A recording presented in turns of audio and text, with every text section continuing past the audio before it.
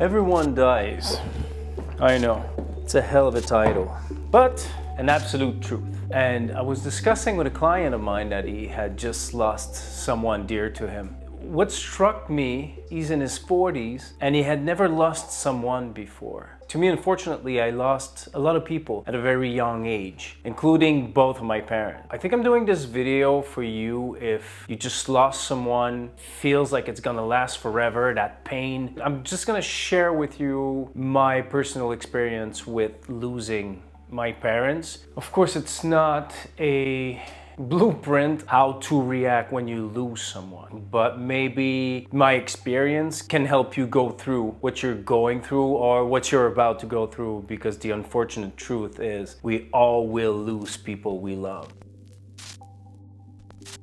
My mom died from a car accident. She was 37 and I was 15 years old, and my dad died from a sudden heart attack when he was 53 and I was 30 years old.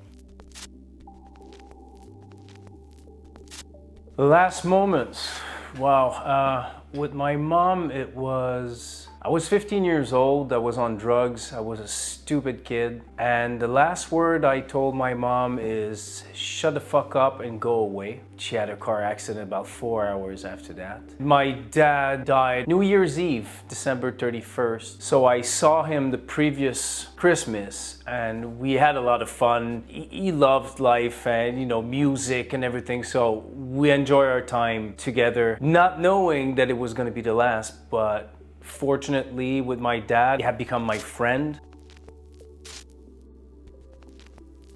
I felt disbelief, angry.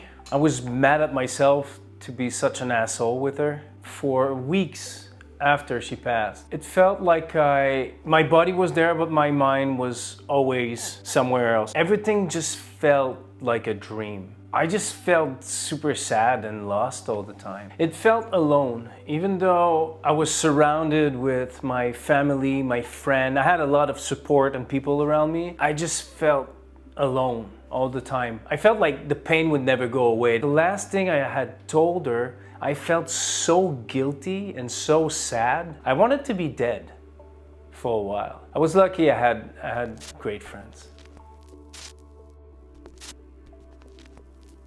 Well, this was much later in life. It felt like I had lost a friend. I mean, we had our past because I was a very troubled kid. By the time I was 30, obviously I've gotten my shit together. I just opened my studio and he was super proud of me. He loved bragging about how his son had moved from the small town to the big city and successfully opened his tattoo shop. He was a carpenter. He had made some furniture for the shop as well. He actually gave me a tattoo right here. That's the signature of the man. This is him giving me the tattoo.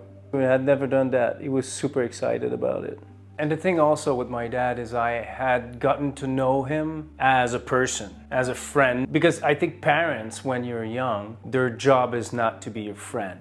Their job is to be a parent and help you grow and blossom into a decent person. Unfortunately, my mom, I didn't have time to bond that way with her, but my dad was very different. We were just two buddies. So how I felt about that was simple. I was sad, but the only feeling that I can describe that I remember from that time, loneliness. Here I was at 30 years old, losing my second parent. You'd think that, oh, you're prepared for something like this? Previous experience with death? No, it's as shocking, and it's sudden death as well. You don't get prepared for this. It's just something you need to accept. I remember discussing with my sister after my dad passed away. We actually started laughing.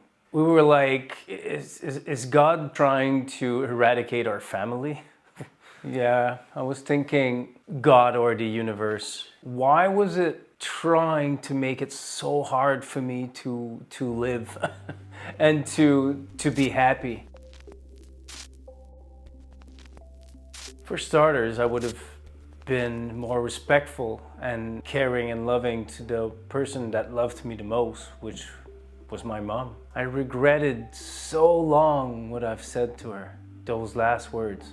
God, I was an idiot. Of course, I forgave myself. There was no point living with pain and torturing myself over and over with the, I mean, it was done, so yeah, I was just a rebellious kid. I didn't know better. As for my dad, I think I would have just told him I appreciated him more. Maybe told him more often that I loved him. We weren't that big on words in my family. I guess this was coming from him. I think he told me he loved me once that I can remember. I know he did. He showed me that he loved me, which I think actions are much stronger than words. Maybe I could have go visit a little more. After I moved to Montreal, I barely went back to my hometown. I feel in peace with myself. I forgave myself for the mistakes I've made, and I moved on with my life. I still feel lonely knowing that I don't have parents. It's a very strange feeling. I feel lonely, but it's comforting in another way because I'm comfortable in my loneliness. I got comfortable in it. And it's not scary like before. Again, it's very hard to explain. Life throws shit at you, and it's your choice to either stay down or to stand back up. I know they would have wanted me to have a great life and to be happy and not just lie there and do nothing with my life. That is for sure. And that was the hard part to get to.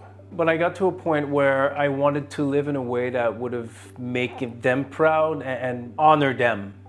You know, they're the one that raised me to be who I am now. Instead of pondering on the fact that I lost both of my parents, that I would never see them again, I was sad and be even more depressed, I decided to focus on the good memories we had. How lucky I was as a human, as a person, that I have known those two people. And no matter how short the time was, because my mom passed away, I was fairly young. I'm not that comfortable in that conversation, but it's very therapeutic. Pretty sure you can see that.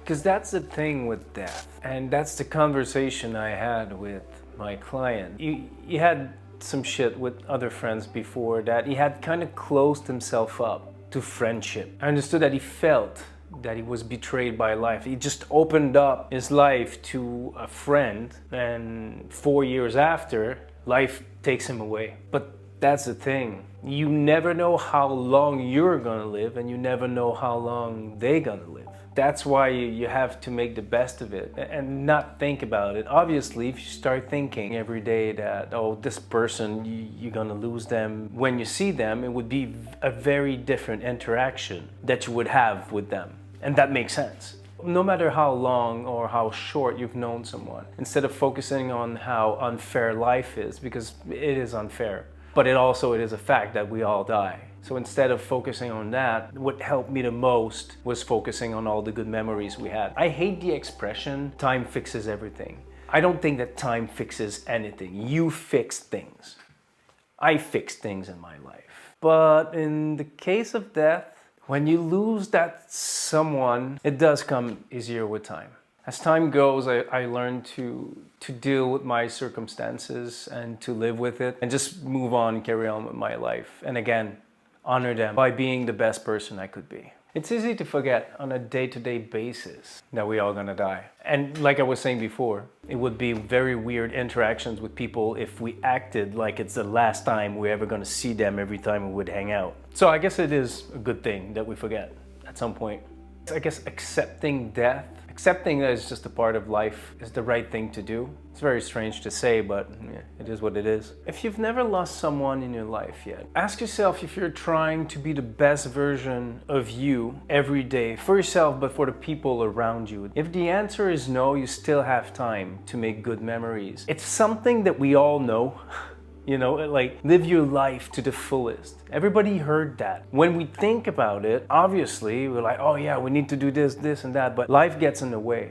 We all know we don't do everything we would love to do on a daily basis, and that's just normal. But then shit like that happen, and you're reminded all these little stupid little shit that we care about, that we fight about. You see how unnecessary they are, and that we pay attention to way too many trivial things in life. There's no guide for this in life. There's no, like, I can't tell you, oh, you should do that, you should do this. But one thing for sure I can tell you is when my mom passed away, I took drugs and alcohol for about 20 years after that. I thought it was just recreative, if that's even a word.